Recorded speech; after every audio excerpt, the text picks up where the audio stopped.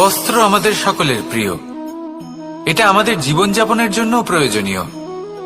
আমরা সবসময় চেষ্টা করি সেই বস্ত্র পরতে যা পরলে আমাদের দেখতে ভালো লাগে।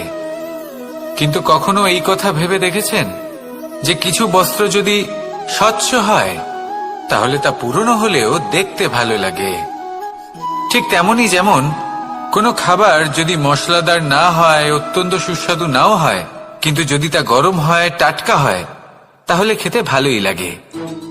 ঠিক সেইভাবেই যদি কোনো ব্যক্তি সুন্দর নাও হয় কিন্তু তার কথা খুবই মধুর হয়, তাহলে সেই ব্যক্তি সকলের প্রিয় হয়। কোনো ব্যক্তি যদি ধনবান নাও হন কিন্তু তিনি যদি গুণী হন, তাহলে এই সংসারে সম্মান লাভ করেন। সেই জন্য কখনো এই বিষয়ে দুঃখ পাবেন না যে আপনার কাছে ভৌতিক স্বাচ্ছন্দ্য নেই। আপনার কাছে সবথেকে বড় বস্তু, সবথেকে মূল্যবান বস্তু যেটা আছে সেটা হলো আপনার আত্মা, আপনার মন, আপনার বিচারধারা, আপনার গুণ, আপনার কথা। এগুলো সবসময় শুভ রাখুন এবং সবসময় নিজের সাথে রাখুন। এই জীবন সফল হবে এবং প্রেমময় হয়ে বলে উঠবে রাধা রাধা। নন্দ বাবাও খেলার ছলে খুব বড় বড় শিক্ষা দিতেন। অনেকদিন আগেকার কথা, বাবা আমার জন্য একটা মানচিত্র নিয়ে এলেন। এটা ছিল জম্বুদ্বীপের মানচিত্র, ঠিক যেন একটা ধাঁধা যা টুকরো টুকরো করে বিভিন্ন দিকে ছড়ানো, যেগুলোকে আমায় জুড়তে হতো। ব্যাস শুধু এটুকুই ছিল আমার কাজ। আমি বারবার প্রচেষ্টা করলাম কিন্তু বারবার অসফলই রয়ে গেলাম। বাবা এটা দেখলেন এবং হাসলেন। বাবা বললেন, একটা কাজ করো, এই প্রত্যেকটি অংশকে উল্টে রাখো। আমিও উল্টে রাখলাম। তারপরে দেখলাম প্রত্যেক অংশে মানুষের শরীরের কোনো না কোনো অংশ চিহ্নিত। কোথাও হাত আছে, পা আছে, কোথাও মুখ আছে। বাবা বললেন যে এবার এটা জুড়তে চেষ্টা করো। আমিও জুড়ে দিলাম। মানুষের মানচিত্র পূর্ণ হলো। এবার বাবা বললেন, এটা উল্টে রাখো, মানচিত্র পূর্ণ আকার ধারণ করেছে। আমি বললাম, ঠিক আছে। আমি উল্টে রাখলাম। দেখলাম জম্বুদ্বীপের মানচিত্র পূর্ণ হয়েছে। বাবা বললেন, যদি দেশকে সফল করে তুলতে চাও, শক্তিশালী করতে চাও, স্থির বানাতে চাও, তাহলে সবার আগে দেশবাসীকে একত্রিত করতে শেখো। সকল সৈন্যগণ যখন একজোট হয়ে দাঁড়াবে তখন দেশের শক্তি আরো বেড়ে যাবে। শুধু তাই নয়, বাবা বললেন, যদি ভালোবাসার সাথে জড়িয়ে পড়ো তাহলে পরমাত্মাও তোমার সামনে এসে দেখা দেবেন। তাহলে এটাই করুন আর আমার সাথে ভালোবেসে বলুন রাধা রাধা। ছোটবেলা থেকেই আমি গরু চড়িয়ে অভ্যস্ত, সেই জন্য সকলে আমাকে গোপাল নামে ডাকত। কিন্তু গোপাল হয়ে আমি একটা অমূল্য শিক্ষা লাভ করেছি। আমি দেখেছি যে গৌশালাতে অনেক বাছুরের মধ্যে একটি গাই তার নিজের বাছুরকে অবশ্যই চিনে ফেলে। যেখানে সমস্ত বাছুর একই রকম দেখতে এবং প্রত্যেকের স্বরও সমান, তারপরেও সকল বাছুরের মধ্যে নিজের বাছুরকে ঠিক চিনতে পেরে যায় এবং তার সাথেই থাকে। ঠিক এইরকমই কিছুটা হয় আমাদের কর্ম এবং তার কর্মফল। আপনি সবার মাঝে থেকেও কোনো কর্ম যদি করেন, সেই কর্মফল সবার মধ্যে আপনাকে চিনে ফেলবে এবং আপনার সাথেই থাকবে। তাই যখনই কর্ম করবেন ভেবে চিন্তে করবেন। কোনো কর্ম করার আগে একবার ভেবে দেখুন, তাহলে জীবনে বারংবার অনুতপ্ত হতে হবে না। কারণ বিষয়টা কিছুটা এরকম যে এই সংসারে আপনি কাল, কর্মফল এবং সময়, এই তিনের হাত থেকে কখনো লুকোতে পারবেন না, কখনো পালাতেও পারবেন না। আসুন আমার সাথে ভালোবেসে বলুন রাধা রাধা। মানুষ বলে থাকেন যে জীবনে সময়ের পূর্বে এবং ভাগ্যের থেকে বেশি কিছুই পাওয়া যায় না। এটা যার যার নিজের বক্তব্য। আমি বলবো, এই সময় আসলে কি? এই সময় হলো যাতে যুগ যুগান্তর নিহিত আছে, যার মধ্যে দিন আছে, মাস আছে, বছর আছে, ঠিক কিনা? বাস্তবে আপনার কাছে সময় কতটা আছে যা আপনি সদ্ব্যবহার করতে পারেন? তখন থেকে আছে যখন থেকে আপনি নিজেকে বুঝতে শুরু করেন। ততক্ষণ আছে যতক্ষণ না আপনি এই সংসার ছেড়ে চলে যাচ্ছেন। শুধু এটুকু সময় আছে আপনার কাছে। আর যদি ভাগ্যের কথা বলা হয়, তাহলে ভাগ্য হলো সেই পরিস্থিতি যখন মানুষ নিজেকে সময়ের হাতে সমর্পণ করে দেন, তাকে ভাগ্য বলে। অর্থাৎ আপনি জীবনে পরিশ্রম করেছেন, বিপদের সম্মুখীন হয়েছেন, সামনে এগিয়ে গেছেন, কোথাও পৌঁছে গেছেন, এবং তখন আপনার মনে হলো যে ব্যাস এখানেই থেমে যাওয়া উচিত। তাহলে সেটাই হবে আপনার ভাগ্য। যদি ভাগ্যের কথা বলা হয় তাহলে বলবো সত্যবানের ভাগ্যে মৃত্যু লেখা ছিল, কিন্তু সাবিত্রীর কর্ম তাকে পুনর্জীবিত করে তুলেছিল। অর্থাৎ এই ভাগ্য বদল করা সম্ভব কর্ম এবং পরিশ্রমের দ্বারা। ভেবে দেখুন, রাবণ মাতা সীতাকে হরণ করেছিল। যদি শ্রীরাম সেটাকে ভাগ্য বলে মেনে নিতেন তাহলে কখনো ভাগ্য বিধাতা হয়ে উঠতে পারতেন না। ভাগ্য হলো একটা বাঁধন যেটাকে ভেঙে ফেলা খুব প্রয়োজনীয়। নিজের লক্ষ্যের কাছে পৌঁছতে হবে। হতেই পারে এই লক্ষ্য হলো পরমাত্মার কাছে পৌঁছে যাওয়া। আপনি যদি পরমাত্মার কাছে পৌঁছতে নাও পারেন, তাও সেই পথে কিছুটা অগ্রসর হতে পারছেন, তাই না? তাহলে ভাগ্যের এই বাঁধন ভেঙে ফেলুন, নিজের কর্মের দ্বারা নিজের প্রারব্ধ গড়ে তুলুন এবং আমার সাথে ভালোবেসে বলুন, রাধা রাধা। মানুষের একটি সমস্যা আছে যে মানুষ সাফল্যকে মাপতে থাকেন, লক্ষ্যপ্রাপ্তিকে মাপতে থাকেন এবং তার তুলনা করতে থাকেন যে ও এত কিছু পেল আর আমি পেলাম না, ওর কাছে এত কিছু আছে কিন্তু আমার কাছে নেই। এই তুলনা করার জন্য ওনারা দুঃখী হয়ে পড়েন, নিরাশ হয়ে পড়েন। তাই আমি একটা প্রশ্ন করছি যে এটা কি উচিত?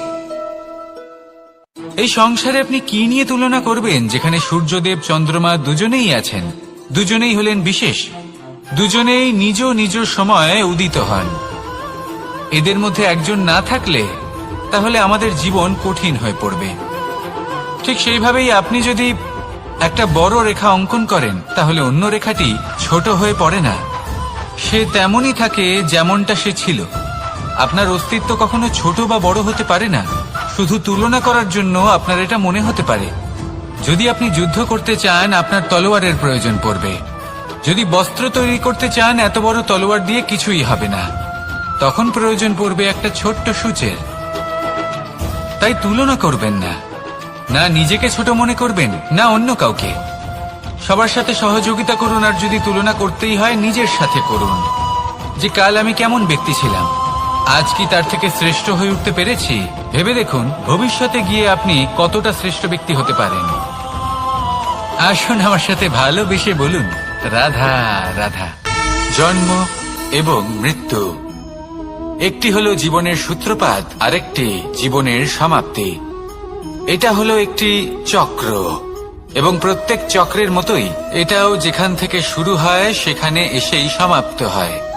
অর্থাৎ প্রত্যেক ব্যক্তি যারা জন্ম নিয়েছেন তার জন্মের সাথে এটা সুনিশ্চিত হয়ে যায় যে তার মৃত্যু হলো অবশ্যম্ভাবী। এই সংসারে এমন কিছুই নেই যা চিরকালের মতো থেকে যায়। এবার এটা আমরা সবাই জানি। আমাদের কাছে যে জীবনটা আছে, যেটা আমরা যাপন করতে পারি, সেই সময়কালে আমরা কি করতে পারি সেটা গুরুত্বপূর্ণ। এমন কিছু করুন যার ফলে মৃত্যুর পরেও আপনি অমর হয়ে থাকবেন। আমাদের কথা, আমাদের কর্ম এই সংসারে প্রেরণা প্রদান করতে পারে। আর যদি আমরা প্রেরণা নাও জোগাতে পারি, তাও এই সন্তোষ বোধ যেন থাকে যে আমরা আমাদের জীবন ব্যর্থ হতে দিইনি। এই জীবন যাপন করার ইচ্ছেতেই আমরা সময় ব্যর্থ করে দিই। আর এই জীবনকে যাপন করার সর্বশ্রেষ্ঠ উপায় হলো এটাই যে কখন আমাদের মৃত্যু হবে, কিভাবে আমাদের মৃত্যু হবে, এই চিন্তা ত্যাগ করে যেন আমরা বর্তমানে বেঁচে থাকি, আজকে বেঁচে থাকি, আজকে দাঁড়িয়ে কর্ম করি এবং আজ যে সংকট সামনে তার সম্মুখীন হই। ভবিষ্যতের পথ নিজে থেকেই উন্মুক্ত হবে। আপনার জীবনে অনেক বড় বড় বিপদরূপী পাথর আসবে। সেই পাথরগুলিকে এতটাই দুর্বল করে দিন যাতে সেই পথ আপনি অগ্রসর হওয়ার পরে আপনার পেছন পেছন যে সেই পথ দিয়ে আসবেন তিনিও যেন সহজেই পাথর চূর্ণ করে সামনে অগ্রসর হতে পারেন। মনে রাখবেন, আপনার প্রচেষ্টারও একটা মাহাত্ম্য আছে। যদি আপনি কোনো কেল্লার শিখরে পতাকা উত্তোলন নাও করতে পারেন, তাহলেও আপনার প্রচেষ্টার যে মাহাত্ম্য তা কখনো কমে যাবে না। সেই জন্য প্রচেষ্টা করতে থাকুন আর আমার সাথে ভালোবেসে বলুন, রাধা রাধা। মানুষ সবসময় চায় যে তার জীবনে যেন কখনো কোনো সমস্যাই না আসে। সে চায় তার জীবন যেন শুধুমাত্র শান্তি এবং সুখের দ্বারা পূর্ণ থাকে। কিন্তু এই চাহিদা অনুচিত কিছু নয়। আমরা সবাই এটাই চাই যে জীবনে সুখ থাক, শান্তি থাক। কিন্তু এই কথা সবসময় মনে রাখবেন, যে সূর্য উদিত হন সংসারকে প্রকাশমান করেন, দুপুরবেলায় সংসারকে রৌদ্র প্রদান করেন, সন্ধেবেলায় তাকেও অস্ত যেতে হয়। এবার আমাদের জীবন চক্র কিছুটা এরকমই। কোনো কিছুই চিরকাল একরকম থাকে না। কখনো এই নদীকে দেখুন, যা বয়ে চলেছে। এই নদী যা বয়ে চলেছে তার পথেও অনেক বিপদ আসে। বড় বড় পাথরের সম্মুখীন হয়ে তাকেও সামনে এগিয়ে যেতে হয়। একটি পুকুর যা চারদিক থেকে ঘেরা, তার জীবনে কিন্তু কোনো সমস্যা নেই। কিন্তু এই সংসারে পুকুরের পুজো করা হয় না, পুজো করা হয় নদীকে।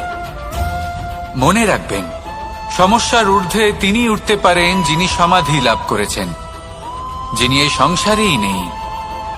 যিনি এই সংসারে আছেন এবং জীবিত আছেন, তার জীবনের সমস্যা হলো শ্বাসবায়ুর মতোই গুরুত্বপূর্ণ। আসুন আমার সাথে ভালোবেসে বলুন, রাধা রাধা। বন হলো আমাদের সবারই প্রিয়। সেখানকার সৌন্দর্য, শান্তি, সেখানকার পরিবেশ আমাদের সকলের ভালো লাগে এবং সেখান থেকে আমরা কাঠ পাই, যা সংসারে আমাদের জীবনে আমাদের খুব সহায়ক হয়ে ওঠে। এর দ্বারা আমরা অনেক কিছুই প্রাপ্ত করতে পারি। অনেক বাদ্যযন্ত্র আমরা লাভ করতে পারি। এর অনেকভাবে প্রয়োগ সম্ভব। কিছু কাঠ অত্যন্ত সুগন্ধি হয় যা আমরা ঈশ্বরকে নিবেদন করি, যেমন চন্দন। এবার ভাবুন, একজন অসাবধানী ব্যক্তি, তার হাত থেকে ছোট্ট একটা আগুনের ফুলকি যদি সেখানে পড়ে, তাহলে তা সমগ্র বনকে ভস্ম করে দিতে পারে। আর যখন এই আগুন ছড়িয়ে পড়ে, তখন তা কাউকে রেহাই দেয় না। অন্য বৃক্ষকে নয়, পাতাকে নয়, ফলকে নয়, কাঁটাকে নয়, কাউকে নয়, পথে যাকে পায় তাকেই ভস্ম করে দেয়। এই ছোট্ট আগুনের ফুলকি। কিন্তু এই ছোট্ট আগুনের ফুলকি সবার আগে কাকে ভস্ম করে? সেই সকল ছোট ছোট শুকনো পাতা, সেই ছোট ছোট গাছের ডাল। ঠিক সেইভাবেই আপনার জীবনে একজন খারাপ ব্যক্তি এসে হয়তো আপনার সমগ্র জীবন ধ্বংস করে দিতে পারে। আর আপনার এই জীবনে এই ছোট ছোট শুকনো পাতা এবং এই ছোট ছোট শুকনো কাঠ আপনার ছোট ছোট স্বার্থ। আপনার স্বার্থের দ্বারা এই অশুভ ব্যক্তি আপনার মনে অশুভ আবেগ বাড়িয়ে তুলবে এবং আস্তে আস্তে আপনার জীবন শেষ করে দিতে পারে। তাই মনে রাখবেন, এই জীবন অমূল্য। আপনি হলেন অমূল্য। এই জীবন যাপন করুন এবং এই জীবনের কাছে পৌঁছানোর দ্বার আর কোথাও নেই, আপনার কাছেই আছে। আপনার মনে, আপনার বিবেকে, আপনার দৃষ্টিভঙ্গিতে, আপনার ভাবনাতেই আছে।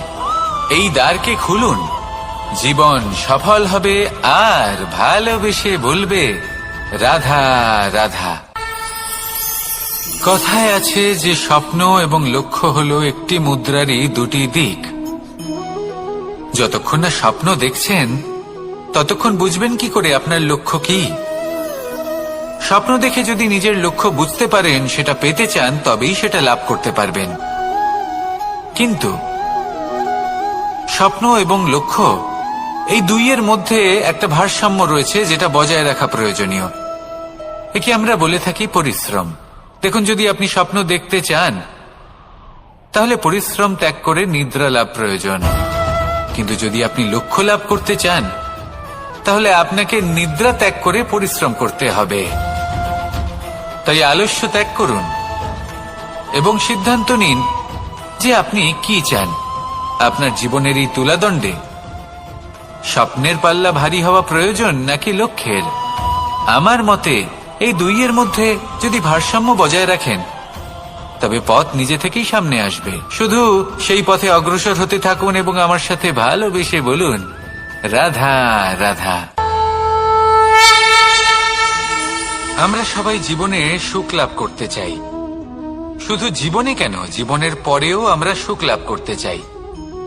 আমরা সকলে স্বর্গের কামনা করি। কিন্তু খুব সহজ একটা কথা, যদি আপনি স্বর্গলাভ করতে চান তাহলে প্রথমে মৃত্যু লাভ করতে হবে। আপনি যদি প্রাণই না দেন তাহলে আপনি স্বর্গলাভ কিভাবে করবেন, তাই না? শুধু এই ছোট্ট একটা বিষয় দ্বারা আমরা জীবনে অনেক কিছুই শিখতে পারি। যদি আপনার কোনো লক্ষ্য থাকে, কোনো মনোবাঞ্ছিত স্থান থাকে, কোনো বড় কাজ আপনি করতে চান, তাহলে সেই সবই হবে। কিন্তু শুধুমাত্র কামনা করলে হবে না, আপনাকে কর্ম করতে হবে, নিরন্তর প্রয়াস, পরিশ্রম, পথ খুঁজতে হবে, সামনে অগ্রসর হতে হবে। কখনো অসফল হলে তার কারণ খুঁজতে হবে, বিপদের সম্মুখীন হতে হবে, অন্তর থেকে নিজের শক্তি বাড়িয়ে তুলতে হবে। তবেই আপনি নিজের লক্ষ্য লাভ করতে পারবেন, মনোবাঞ্ছিত স্থান পাবেন। মহান নদী গঙ্গা একটি বিন্দু দ্বারা শুরু হয়, ধীরে ধীরে অগ্রসর হয়। কোনো পাথরে ধাক্কা খেলেও সে থামে না, বরং এগোতেই থাকে। তারপরেই সে মহান নদী গঙ্গা হয়ে উঠতে পারে। পরিশ্রম করুন, লক্ষ্য লাভ করুন, আর আমার সাথে ভালোবেসে বলুন, রাধা রাধা।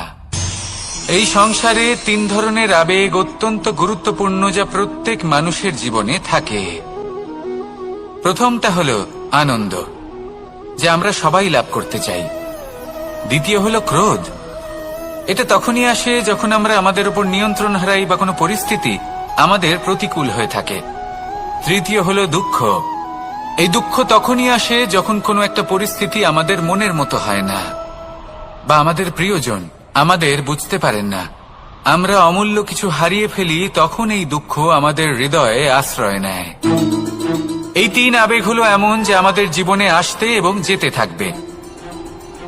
কিন্তু এই 3টি আবেগের বিষয়ে কোন কথাটা মনে রাখতে হবে সেটা শুনুন। যখনই আপনি আনন্দে থাকবেন, প্রতিশ্রুতি দেবেন না, কারণ যখন মানুষ আনন্দে থাকেন তখন তিনি নিজের বিবেক বোধ হারিয়ে ফেলেন। দ্বিতীয়ত, যখনই আপনি ক্রুদ্ধ হবেন, উত্তর দেবেন না, কারণ ক্রোধের বশে যে উত্তরই দেবেন সেটা শুভ হবে না। তৃতীয়ত, যখনই আপনি দুঃখী থাকবেন, কোনো সিদ্ধান্ত নেবেন না, তখন নিজের মনের ওপর, নিজের কর্মের ওপর, নিজের উপর নিয়ন্ত্রণ রাখতে চেষ্টা করুন। যদি এই 3টি আবেগের ক্ষেত্রে এই জিনিসগুলো মনে রাখেন তাহলে জীবনে কখনো আক্ষেপ করবেন না। আসুন আমার সাথে ভালোবেসে বলুন, রাধা রাধা।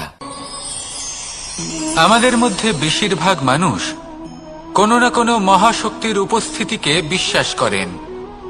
আমরা মনে করি যে এ হলো সেই মহাশক্তি যার প্রভাব, যার কৃপা চিরকাল আমাদের উপর বজায় থাকে। আমাদের কর্মের ওপর, কর্মফলের ওপর চিরকাল তার দৃষ্টি থাকে। আমাদের মধ্যে কেউ একে ঈশ্বর মনে করেন, কেউ বা প্রকৃতি মনে করেন, বা কেউ কোনো গৃহপালিত পশুর মধ্যে মহাশক্তির দর্শন লাভ করেন, বা কেউ কোনো বস্তুর মধ্যে। প্রত্যেকের নিজস্ব বিশ্বাস আছে, কিন্তু সেই শক্তির থেকে আশীর্বাদ লাভের জন্য বা কোনো ইচ্ছে পূরণের জন্য আমরা কখনো না কখনো মন্দিরে যাই। এই মন্দির শব্দের সূত্রপাত কিভাবে, আগে সেটা বুঝে নেওয়া যাক। মন্দির, এই শব্দের আরম্ভ হল মনের দ্বারা। কিন্তু বেশিরভাগ মানুষ যখনই মন্দিরে যান কোনো ইচ্ছে পূরণের জন্য বা ইচ্ছে পূরণ হওয়ার পরে ধন্যবাদ দেওয়ার জন্য, তখন তিনি শুধুমাত্র শারীরিকভাবে সেখানে উপস্থিত থাকেন। তার মন তো সাংসারিক কাজের মধ্যেই ঘোরাফেরা করতে থাকে, তাই না? তাহলে বলুন, এর অর্থ কি? যদি আপনি মন্দিরে নিজের মনকেই না নিয়ে যান তাহলে তার কি লাভ হবে? মন্দিরে গিয়ে নিজের মনকে ঈশ্বরের চরণে পূর্ণরূপে সমর্পণ করুন। নিজের মন থেকে ঈশ্বরের আরাধনা করুন, আর এই মন থেকেই বলুন, রাধা রাধা। মানুষ শুধুমাত্র 2 ধরনের ব্যক্তির সামনেই নত হন। একজন হলেন তিনি যাকে তিনি সম্মান করেন, আর আরেকজন যাকে তিনি ভয় পান। এবার কোনো ব্যক্তি যদি আপনার সামনে নত হন তাহলে তার পেছনের কারণ কি? আপনার প্রতি সম্মান নাকি আপনার প্রতি ভয়? সেটা আপনাকেই বুঝতে হবে। যদি আপনি এমন মনে করেন যে তাতে কি যায় আসে, ভয় হোক বা সম্মান, কেউ আমার সামনে নত তো হচ্ছেন, যদি এটা আপনার চিন্তা ভাবনা হয় তাহলে আপনাকে মনে করিয়ে দিই, এই সময় এই সময় বদলাতে বেশি সময় লাগে না। আজ যে ব্যক্তি আপনাকে দেখে ভয় পাচ্ছে, কাল এই ভয়ের সমাপ্তিও ঘটতে পারে। আবার এমনও হতে পারে যে তার কাছে অত্যধিক শক্তি চলে এলো। অনেক কিছুই হতে পারে। তাই মনে রাখবেন, যে মাথা ভয়ের কারণে নত হয় তা সময় এলে সবার আগে বিরোধিতা করতে পারে, আর যে মাথা সম্মানের কারণে নত হয় আপনার জন্য নিজের শিরচ্ছেদও সে করতে পারে। তাই সকলকে আপন করে নিন, কিন্তু ভয় প্রয়োগ করে নয়। কর্ম করুন এবং সম্মান অর্জন করুন। শুধু এটাই করুন আর আমার সাথে ভালোবেসে বলুন, রাধা রাধা। সূচের শেষে একটি ছিদ্র থাকে যার দ্বারা আমরা এই সুতো পরাতে পারি, আর তারপর সূচের সাহায্যে এই সুতো দিয়ে বস্ত্র সেলাই করা যায়। কিন্তু যদি সুতোটা সোজা করে ধরা না হয় তাহলে সূচে কখনো এই সুতো পরানোই সম্ভব নয়। যদি এতে কোনো গিঁট পড়ে তখন তা কখনোই এই ছিদ্র দ্বারা প্রবেশ করা সম্ভব নয়। ঠিক এইভাবেই যদি আপনি কারোর জীবনে প্রবেশ করতে চান, কারোর অন্তরে প্রবেশ করতে চান, তাহলে আপনাকেও সহজ থাকতে হবে। এতে কোনো গিঁট থাকলে চলবে না, অর্থাৎ মনে যাতে কোনো মালিন্য না থাকে, যেন কোনো কুচিন্তা না থাকে। যদি এসব থাকে তাহলে আপনি কখনো কারোর জীবনে প্রবেশ করতে পারবেন না। আর যদি কোনোভাবে আপনি প্রবেশ করেও যান তাহলে তার মনে ঘর করতে পারবেন না। নিজেকে এই সুতোর মতন করে তুলুন, সহজ। মনে যেন কোনো কুচিন্তা না থাকে, সবার প্রতি যেন সদ্ভাবনা থাকে, শুভ চিন্তা থাকে। এমনটা করতে থাকুন। এমন একটা দিন আসবে যেদিন এই সমস্ত সংসারের ব্যক্তির মনে আপনি বাস করবেন, আর তখন এই মন প্রসন্ন হয়ে বলবে, রাধা রাধা। সূর্য হলেন আমার অত্যন্ত প্রিয়। প্রতিদিন আমাকে নতুন শিক্ষা দিতে থাকেন। একবার সূর্যকে দেখুন।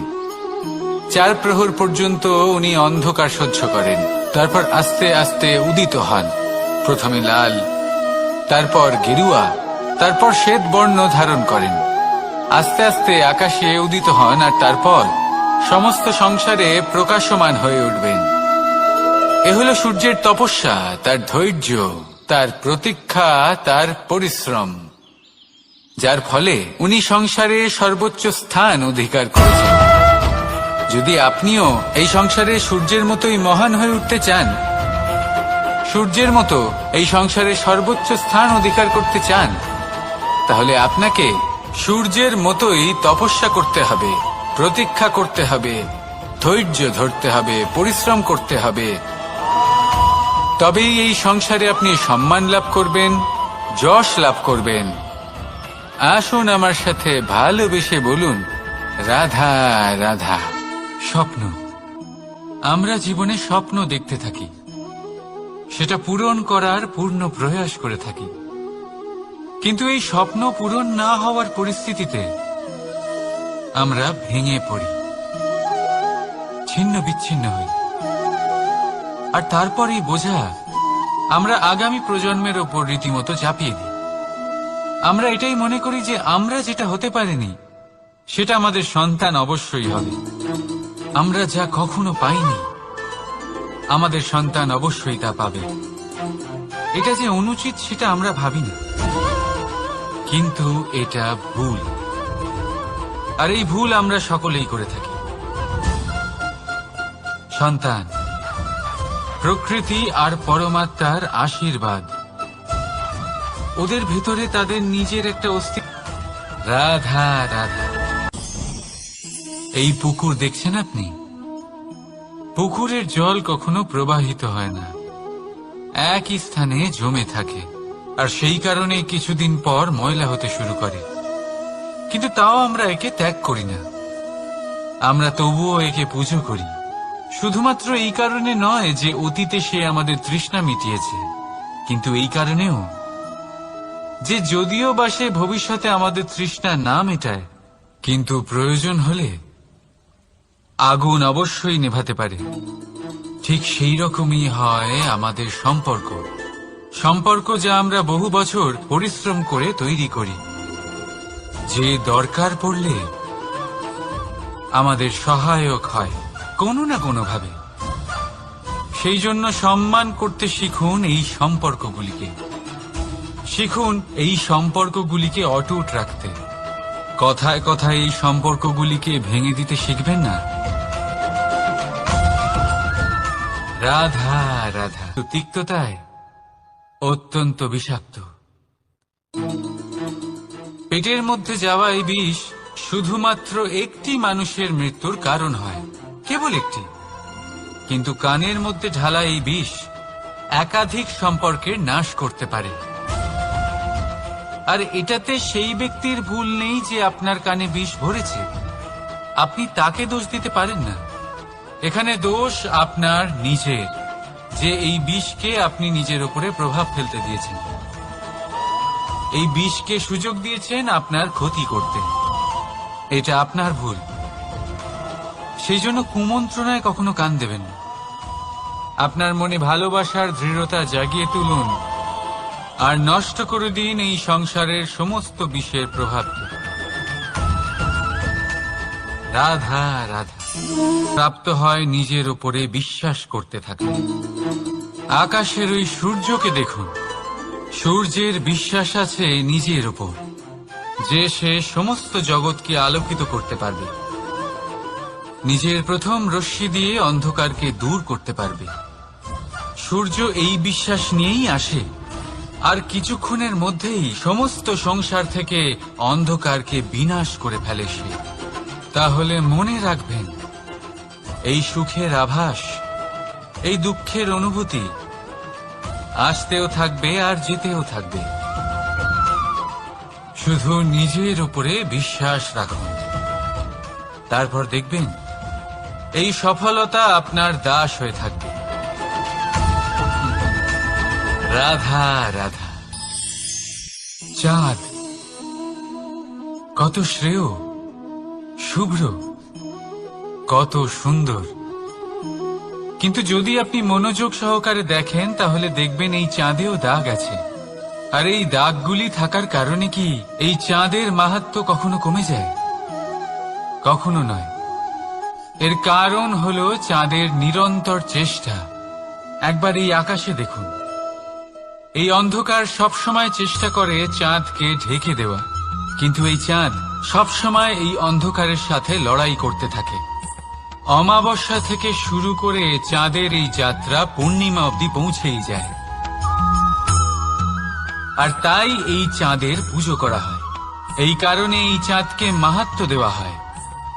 এইভাবেই যদি আপনার মধ্যে কোনো দোষ থাকে, কোনো খারাপ কিছু থাকে, তাহলে সেটা কোনো বড় ব্যাপার নয়।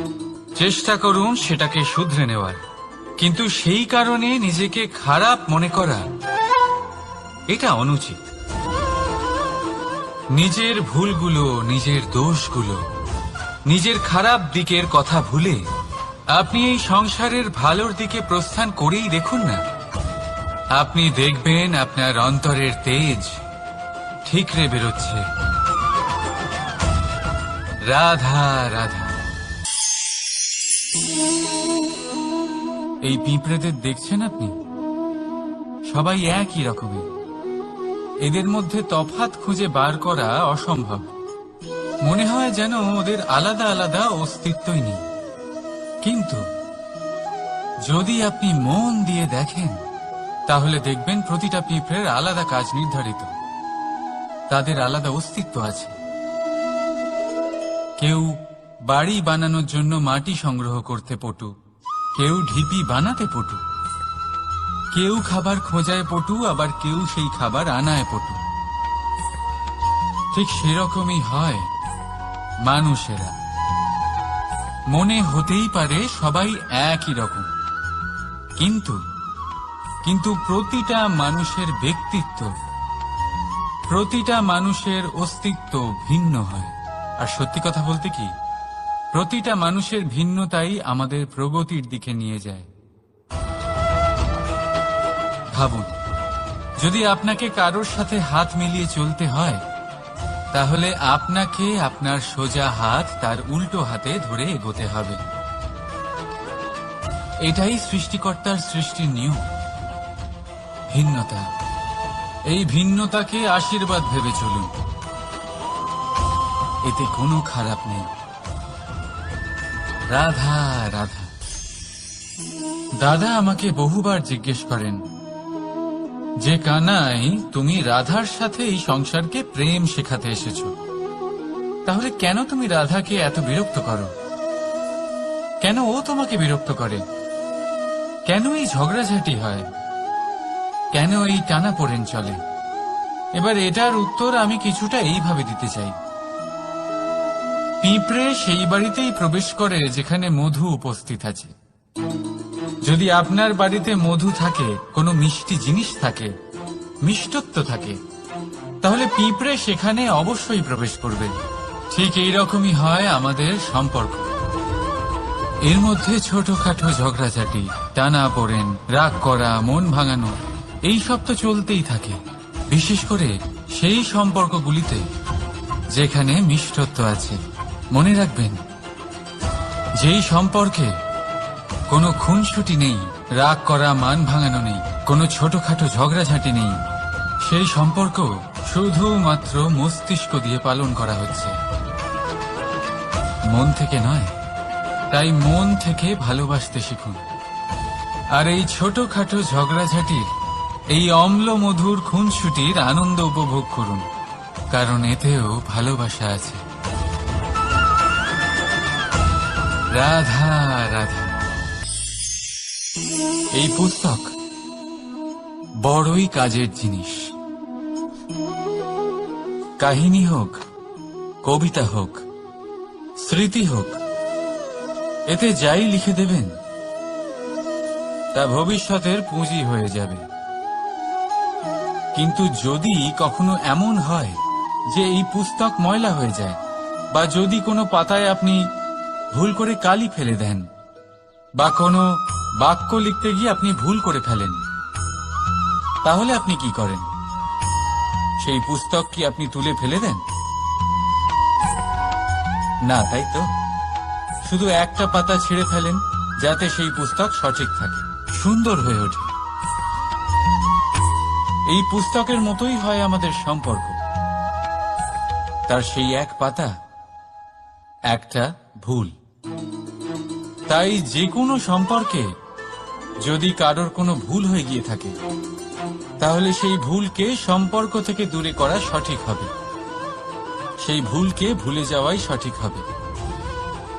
সেই সম্পর্ক ভাঙা নয়, সেই সম্পর্ক সামলে রাখুন। কারণ ভুল তো সবার দ্বারা হয়। যদি এরকম করেন, তবেই জীবনরূপী পুস্তক আরো সুন্দর হয়ে উঠবে। একে অপরকে ক্ষমা করতে শিখুন, একে অপরের ভুলকে ভুলে যেতে শিখুন। তারপর দেখবেন এই জীবনে আরো আনন্দ আসবে, আর এই সম্পর্ক নিঃশ্বাস নিতে থাকবে।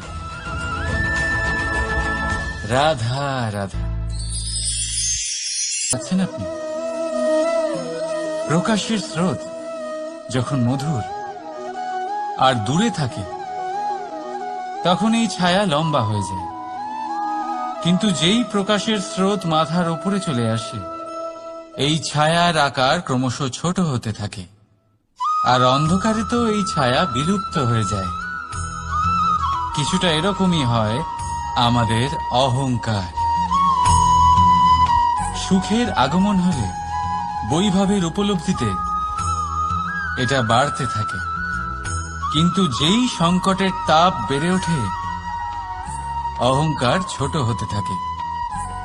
আর যখন সংকটের এই অন্ধকার আমাদের চারিদিক থেকে ঘিরে ধরে, তখন এই অহংকার আমাদের ছায়ার মতোই বিলুপ্ত হয়ে যায়। নয়, এই আত্মসম্মান নয়, এ হলো অহংকার। আর অহংকার আর কিছুই নয়, শুধু পতনের দিকে প্রথম পদক্ষেপ। আর এই জীবনে পতনের দিকে নয়, প্রেমের দিকে এগিয়ে যান। আর আমার সাথে ভালোবেসে বলুন, রাধা রাধা। আপনি কি কখনো ফলে ফুলে পরিপূর্ণ বৃক্ষ দেখেছেন? তার ডালগুলো কিরকম স্বাধীনভাবে বেড়ে ওঠে। কিন্তু যদি এই ডালগুলো মূলের সাথে ঠিকভাবে যুক্ত না থাকে, সেই বৃক্ষের মূলগুলি গভীর না হয় তাহলে কি হবে? তাহলে কি সে সেই সব সুবিধা পাবে? কখনোই নয়। সেই বৃক্ষের ডাল পড়ে যাবে, সেই বৃক্ষ ভূমিষ্ঠ হয়ে যাবে। ঠিক সেইভাবেই চিন্তা ভাবনার স্বাধীনতার আনন্দ আপনি তখনই আস্বাদন করবেন যখন আপনার শিক্ষা গভীর হবে।